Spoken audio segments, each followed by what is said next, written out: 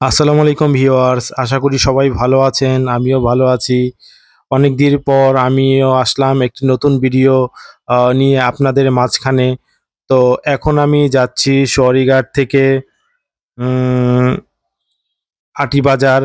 তো সোয়ারিঘাট থেকে আটিবাজার যাওয়ার কয়েকটি পথ আছে। একটা হচ্ছে জিঞ্জিরা দিয়ে যাওয়া যায়, একটা হচ্ছে আপনার সোয়ারিঘাট থেকে যাওয়া যায়, একটা হচ্ছে আপনার মোহাম্মদপুর ওই জায়গা দিয়ে যাওয়া যায়। যেহেতু আমার বাসা নদীর ওপার, তো আমি সোয়ারিঘাট দিয়ে যাব। সোয়ারিঘাট দিয়ে আমার সময়ও কম লাগবে এবং লঞ্চ দিয়ে যাওয়ার পরে আপনাদেরকে যে আশেপাশে প্রাকৃতিক সৌন্দর্য, যে নদীর যৌবনের নদীর যে এক সুন্দর অপরূপ দৃশ্য আমি আপনাদের দেখাবো। এবং আপনারা অলরেডি দেখতেও পাচ্ছেন যে কি সুন্দর এই নদী। যেহেতু বর্ষার সময়, এই বর্ষার সময় এই নদী খুব সুন্দর, বুড়িগঙ্গা নদী খুব সুন্দর হয়ে যায়।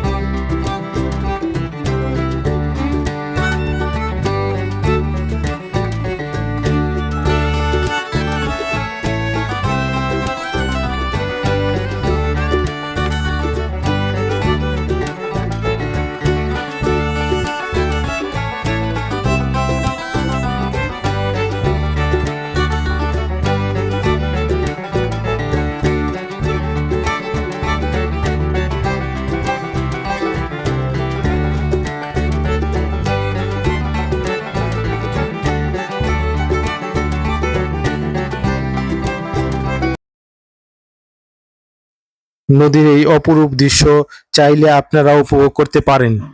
তো আপনারা ঢাকার যে কোনো জায়গায় থাকেন না কেন, সোয়ারিঘাটে দোতলা লঞ্চ আছে। এই দোতলা লঞ্চে আপনারা উঠবেন।